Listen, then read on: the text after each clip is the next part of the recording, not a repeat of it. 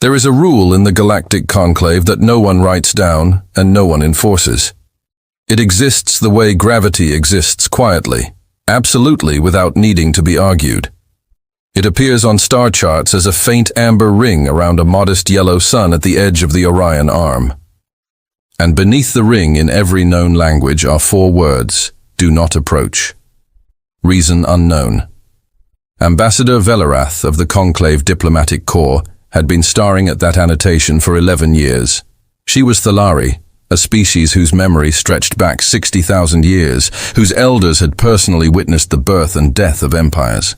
And she had never in all the archives she had access to found a record of who placed those words there first. No vote, no decree, no incident report. One cycle it wasn't there, the next cycle it was, and every civilization that noticed it simply left it alone. She was in the observation lounge of the diplomatic cruiser measuring patience when her uterine named Sane asked the question every junior diplomat eventually asked. Has anyone ever gone in? Velarath didn't look away from the viewport. 17 recorded attempts, she said. The Breath Dominion sent a survey fleet 3 centuries ago. 42 vessels, good sensors, experienced crew. She paused. They crossed the boundary at 600 breath standard. At 6:17, their signal stopped, not jammed, not static, just stopped as if the universe had quietly closed a door. And the fleet is gone.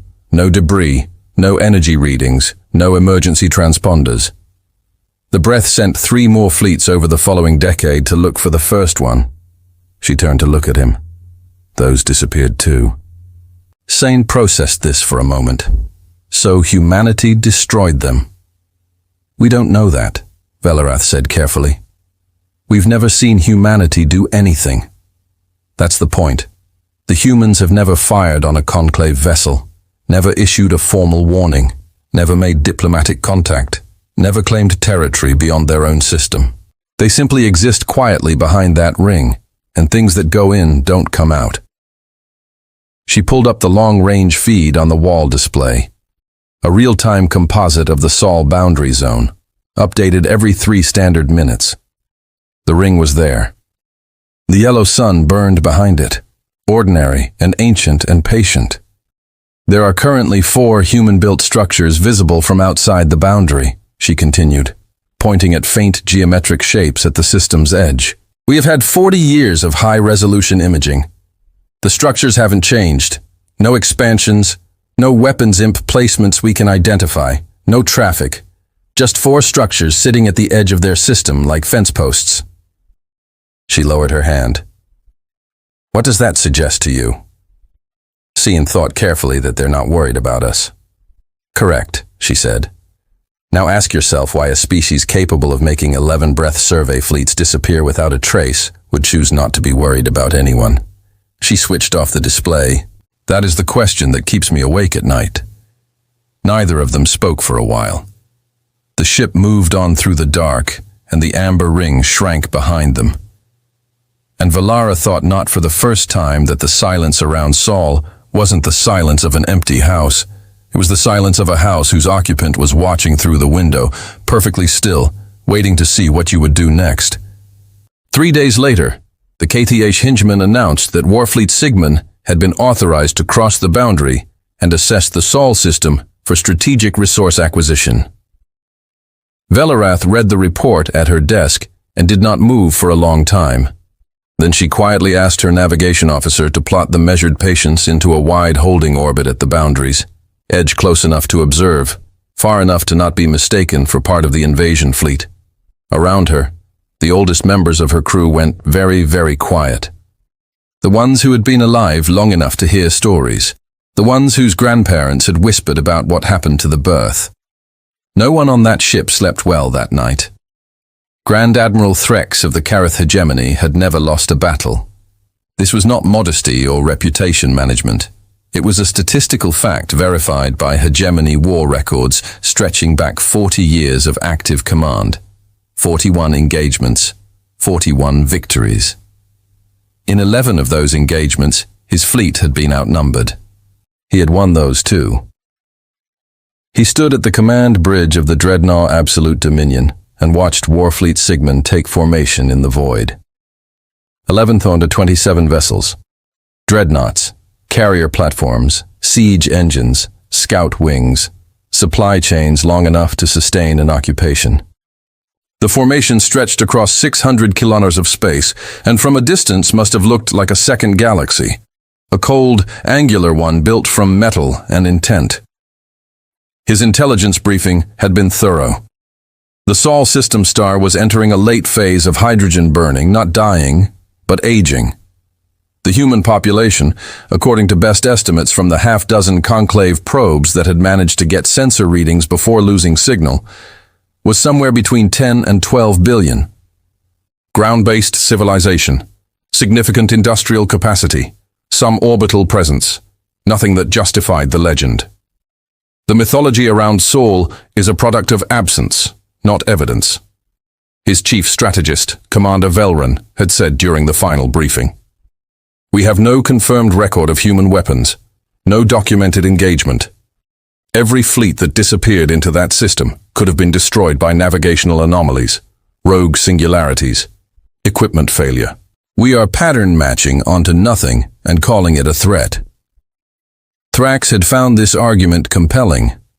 It still was compelling, but he was a careful man, and careful men prepared for things they didn't believe in. He ordered the fleet into a spearhead formation. 11,000 ships pointing at the amber ring like a needle aimed at a nerve. He ordered full sensor arrays active. He ordered every communications officer to run continuous recording. Whatever happened in the Sol system, he wanted it documented in real time on redundant systems with no gaps. If there's nothing in there, he told us to document that and come back with a colonization charter. If there's something in there, he shrugged. One of the small contained gestures that his crew had learned meant certainty rather than uncertainty. 11,000 ships should be enough. The fleet moved. It moved with the mechanical patience of an industrial process, vast, unstoppable, indifferent to the scale of what it was doing. Stars drifted past in the viewport. The yellow sun ahead grew from a point to a disk. The amber ring on the charts grew from a line to a visible boundary marked by those 4 peculiar human structures sitting at the system's edge like sentinels. They studied them as the fleet closed the distance. They were enormous. Each one perhaps 40 kilometers across, shaped like flattened spheres with no visible propulsion, no weapon ports, no external communications arrays. They looked, he thought, like sleeping things. He had the uncomfortable sensation that the word sleeping was doing a lot of work in that assessment. Any transmissions from the structures? He asked. None, Admiral. They've been silent since our sensors picked them up. No response to our approach signals. We've sent standard conclave contact protocols on 47 frequencies. No response. He nodded slowly. That fit the pattern. The humans didn't talk. They just watched. At 247 hegemony standards, the lead elements of Sigmund crossed the amber ring. The fleet followed in a disciplined sequence. Carrier groups, then dreadnoughts, then the siege platforms, then the long supply chains. All of it flowing through the boundary like water through a gate. It took 49 minutes for the full fleet to cross. For 17 minutes after the last ship crossed, nothing happened. The sensors read a normal solar system. The sun burned. The planets orbited. The 4 human structures sat silent at the system's edge. And then at 4:03, every sensor on every ship in Warfleet Sigma 9 registered the exact same reading at the exact same moment. The stars behind them were gone. For 4 seconds, the bridge of the Absolute Dominion was completely silent. Not the silence of discipline or professional calm. The silence of 11 trained officers simultaneously encountering something their instruments were telling them was impossible, and their minds were refusing to process.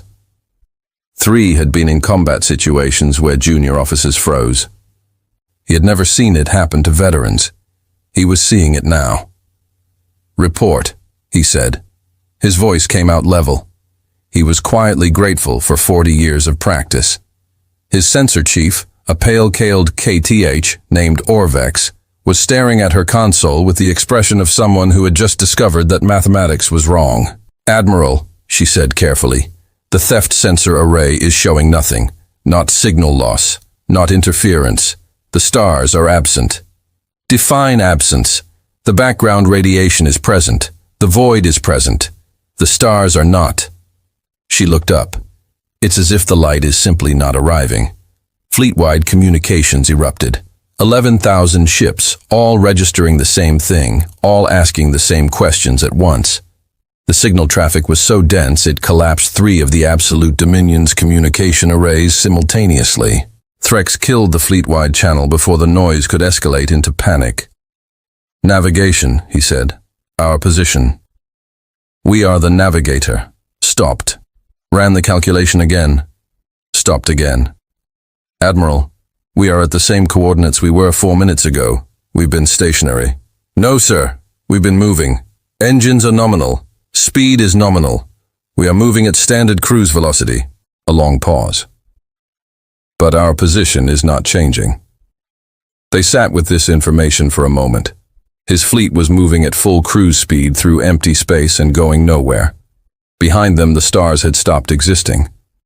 Ahead of them, the Sol system still glowed on forward sensors, normal, unchanged, the yellow sun burning at its steady rate, as if none of this were its concern. He did not reach for any of the 11,000 weapons at his disposal.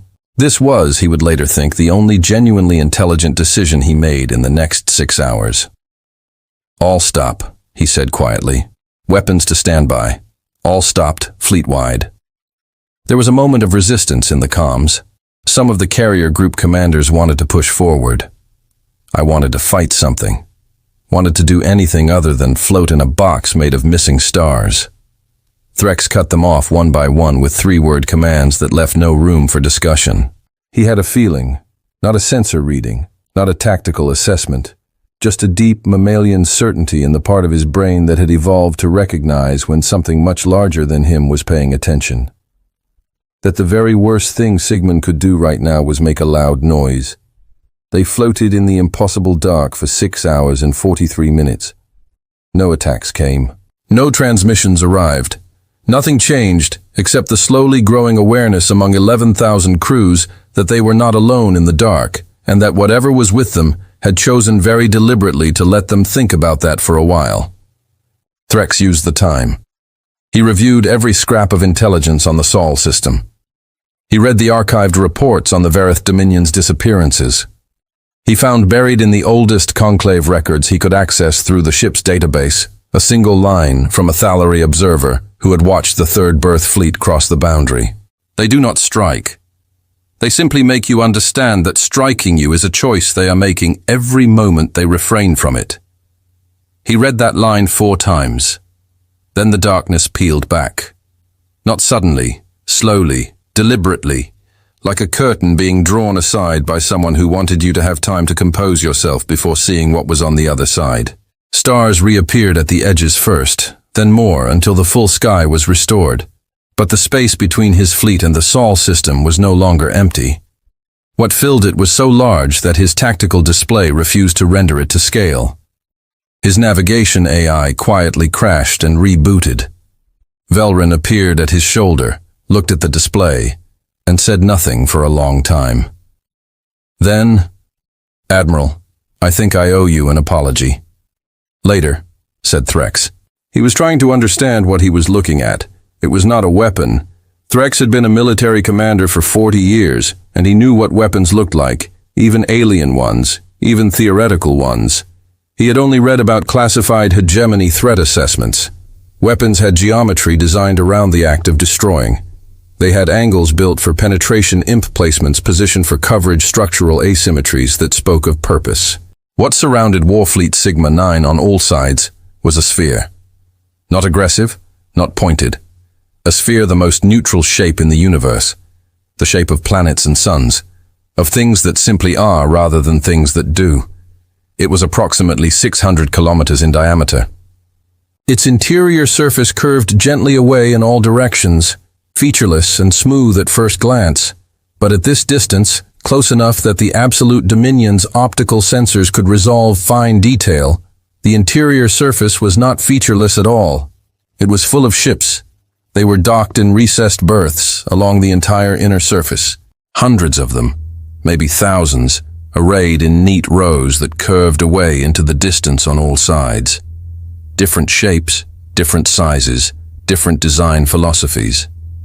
Threx's database identified a VH Dominion survey vessel in one of the nearest berths. The hallmarking still sharp, the running lights dark but intact, the vessel itself in what appeared to be perfect condition. In the berth beside it, a class of ship he didn't recognize at all. In the berth beside that, something that looked old enough to have been built before his species had discovered metallurgy. 300 years of missing fleets, not destroyed, collected. His communications officer made a sound that was not quite a word, a small, involuntary noise of pure disbelief. Threx didn't blame her. He was making similar sounds internally. Human figures moved along the inner surface. Dozens of them in simple grey suits moving between the docked ships with the unhurried efficiency of maintenance workers who had been doing this job for a very long time. They ran diagnostics. They replaced components. They moved between vessels pushing supply trolleys with the calm of workers on a routine shift. Not soldiers, not guards. Workers.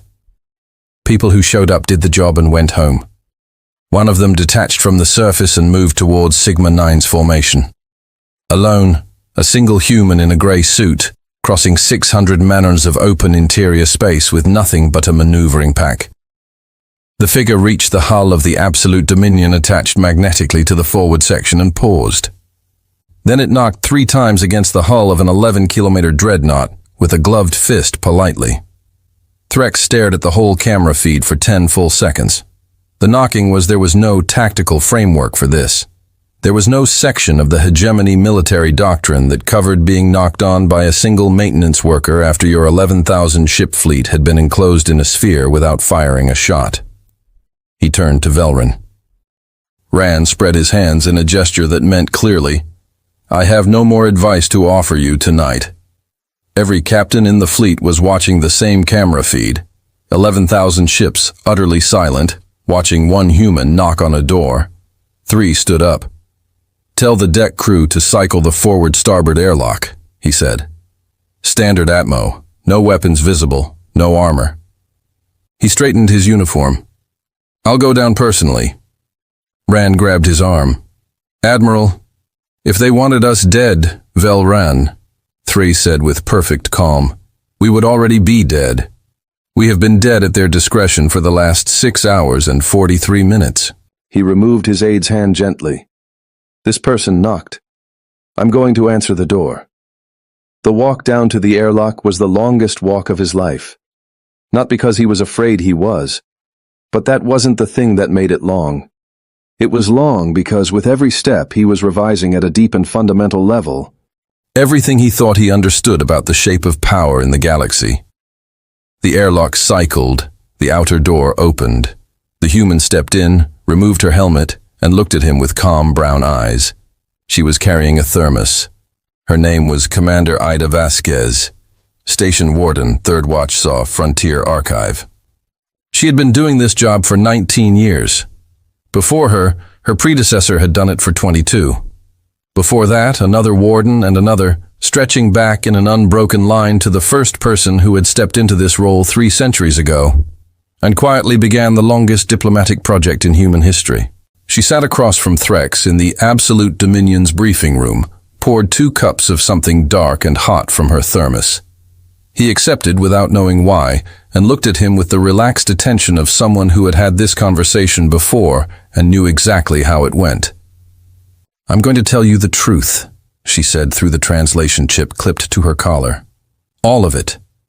You can verify everything I say against your own sensor records. I'm not going to threaten you, and I'm not going to negotiate. I'm just going to explain, and then I'm going to give you a choice." Threx, who had entered 900 treaty negotiations in his career, recognized immediately that this was none of those things. He said nothing and listened. "Humanity developed faster than light travel approximately 430 years ago," she said. "We celebrated for about 3 weeks. Then we made first contact with 2 other species within the same year. the Vet Collective and the Kale Confederation. We were thrilled. She paused, turning her cup in her hands. Within 8 years, the VTH and the Kale were at war. Within 12 years, humanity was involved. Within 20 years, 2 more species had been drawn in. Total casualties across the conflict, 4.3 billion people. Threx said nothing. These were not numbers that required a response or ended. Vasquez continued. Wars usually do, but what we noticed sitting in the aftermath was a pattern. Every new contact introduced into the galactic community produced the same arc. Curiosity, then competition, then conflict. Not because anyone was evil, because the conditions, scarcity, assumptions, territorial instincts, the simple arithmetic of 2 expanding civilizations in the same space, made conflict nearly inevitable without infrastructure to prevent it. She took a sip of her drink. We decided to build the infrastructure. The frontier, Threx said. The frontier, she confirmed. We closed our system, built the archive, established the boundary, and spent the next 3 centuries appearing small, appearing ordinary, a single inhabited system with a modest population and no apparent interest in expansion. She smiled, and it was a quiet, unhurried smile. We needed to look like prey because only civilizations that thought we were prey would test the boundary. And civilizations that test boundaries are precisely the ones that need to understand what they're dealing with before they start making decisions that affect everyone else. Threx set down his cup. You've been filtering, he said slowly. The boundary isn't a defense. It's a test. It's an invitation to reconsider, she said. The silence was never a warning. It was a pause. A space we built for exactly the moment you're sitting in right now. The moment after you've understood that you couldn't win before you've decided what that means. She met his eyes steadily.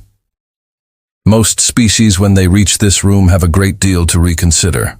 The fleet's in your archive, he said. Every crew alive, healthy in stasis, maintained at our expense for the duration.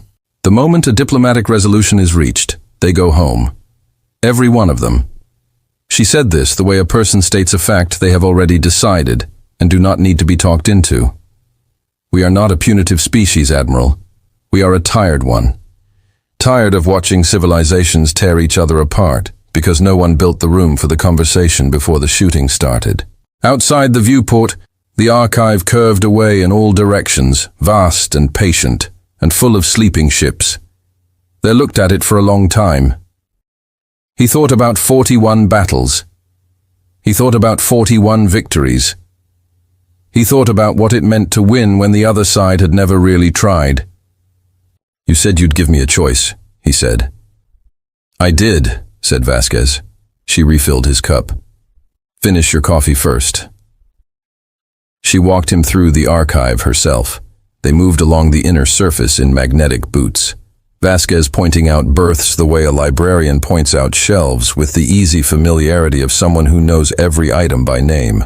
The scale of it was something Threx's brain kept rejecting and then reluctantly accepting again. The curve of the inner surface was gradual enough that he could see hundreds of docked ships in every direction, their running lights dark, their holes maintained to a standard that would have satisfied any hegemony inspection officer. The North Dominion, she said, pausing at a row of 42 vessels, sleeker than modern designs. Their hallmarkings faded, but legible. First residents been here the longest. We've replaced 3 generations of stasis equipment since they arrived. She ran a gloved hand along the nearest hull with something that looked almost like affection. Their stasis logs are fascinating, actually. Dreams, mostly. The equipment wasn't designed for long-term use when they crossed, so we upgraded it. They dream now, gently. Thrax looked at the ships. 300 years. The Verith Dominion, the civilization that had sent these vessels, had gone through 6 governments and 2 civil conflicts in that time. The crew of these ships had slept through all of it. Do they know how long it's been? He asked. Not yet. We'll tell them when they wake up, she said matter-of-factly. It's going to be a difficult conversation. We've been preparing materials, historical summaries, counseling protocols. We've had 300 years to think about how to have it gently. She turned to him. "We take the obligation seriously." They walked on. She showed him the logs, the archives records of every fleet that had crossed the boundary, displayed on wall panels that stretched around the curve of the inner surface. Each entry was meticulous. Date of crossing, fleet composition, condition on arrival, stasis status, maintenance, history. Every entry was clinical and precise. And in every entry there was the same detail in the first line.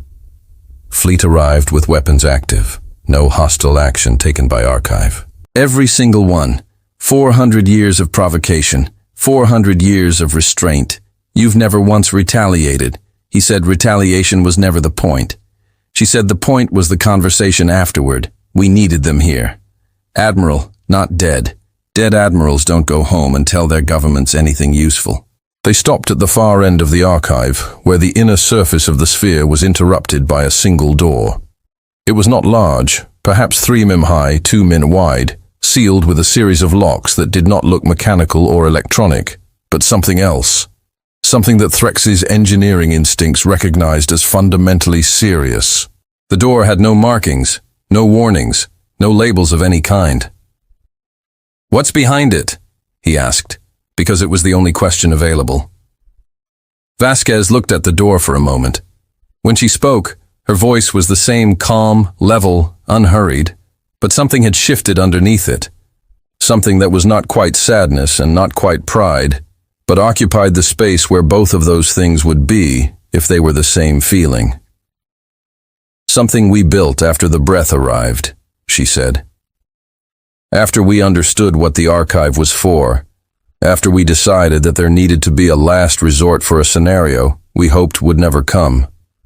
A civilization that came through the boundary and couldn't be reasoned with, couldn't be preserved, couldn't be redirected. A civilization that would, if released, destroy everything."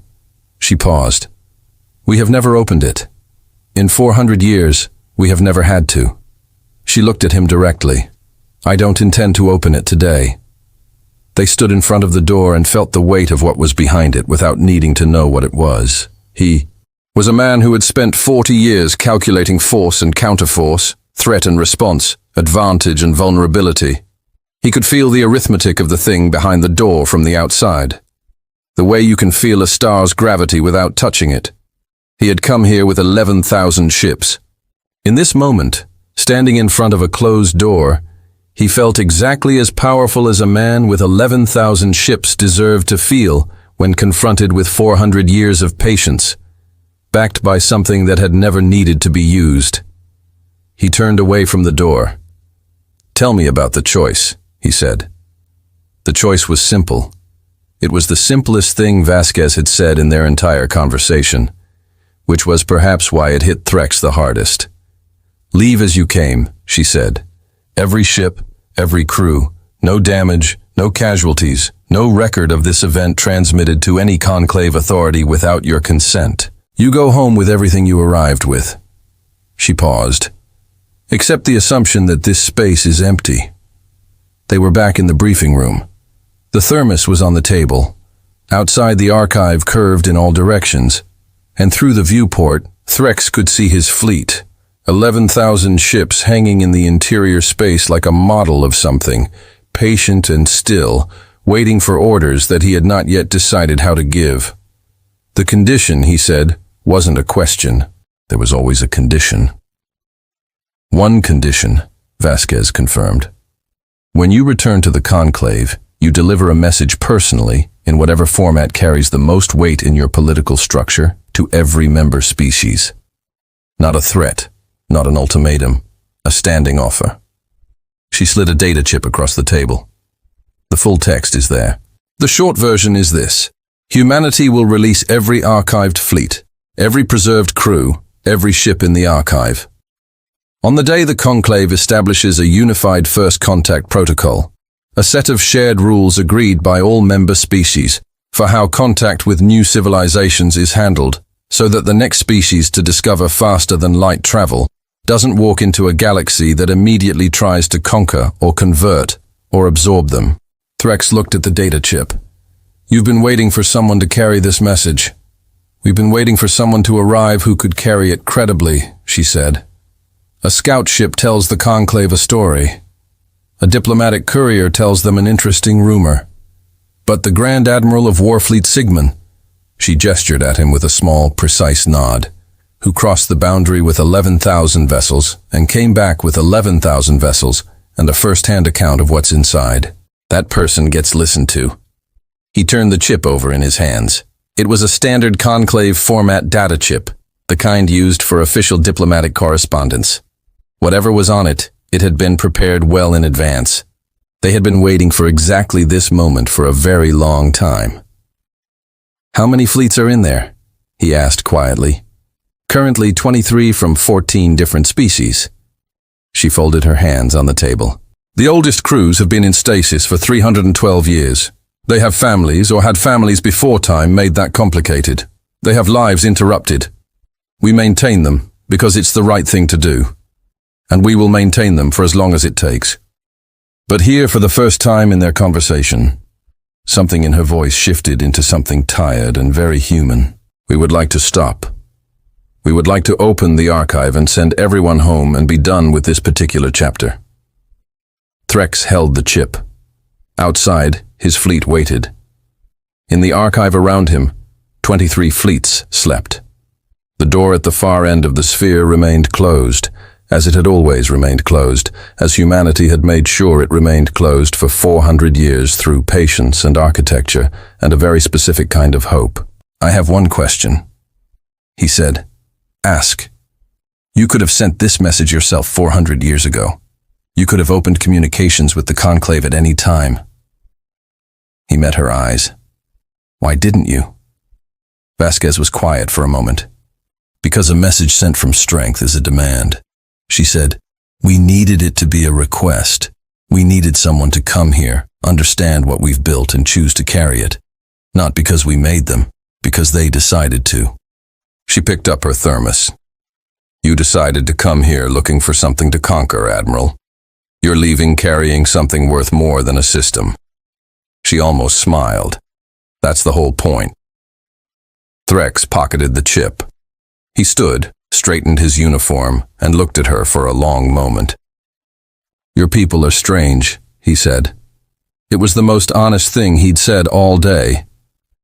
"We've been told," she said. "Warfleet Sigmund 9 emerged from the SAW boundary at 1140 hegemony standard in perfect formation at cruise speed engines, nominal all 11,217 vessels accounted for aboard the measured patients, watched them come out on long-range sensors, and felt something happen in her chest that she did not have a clean word for. She had watched them go in with weapons hot and the casual certainty of a civilization that had never been surprised. She watched them come out with their formation intact, but something else, some quality of motion, some arrangement of ships that she had no sense or name for fundamentally different. They moved like people who had been told a secret. They were still processing. The first transmission came 11 minutes after Sigma 9's emergence. It was unencrypted, broadcast on all conclave standard frequencies, formatted as an official hegemony diplomatic communique. The highest classification of formal communication the Cath possessed, reserved for declarations of war and treaties of total surrender. The signature at the bottom was Threx's personal command seal. Velarath read it 4 times. Then she went to her private cabin, sat on the edge of her bunk, and read it twice more. It was not what she had expected. She wasn't sure what she had expected. A threat assessment, a military report, a classified account of whatever had happened inside the boundary, but it was not this. It was a personal account, written in the direct, unadorned style of the military dispatch, without embellishment or qualification, of everything Threx had seen and heard and been shown inside the Sol Frontier Archive. The preserved fleets, the maintenance workers in grey suits, Commander Ida Vasquez and her thermos, the door that had not been opened, the standing offer, all of it laid out with the flat clarity of a man who had decided that the most useful thing he could do was tell the exact truth and let other people decide what to do with it. At the end of the communique, Threx had added a single personal note outside the formal structure of the report. I have reviewed my tactical assessment of the Saul engagement. I am revising my estimate of human military capability from negligible to unknown and therefore to be treated as absolute.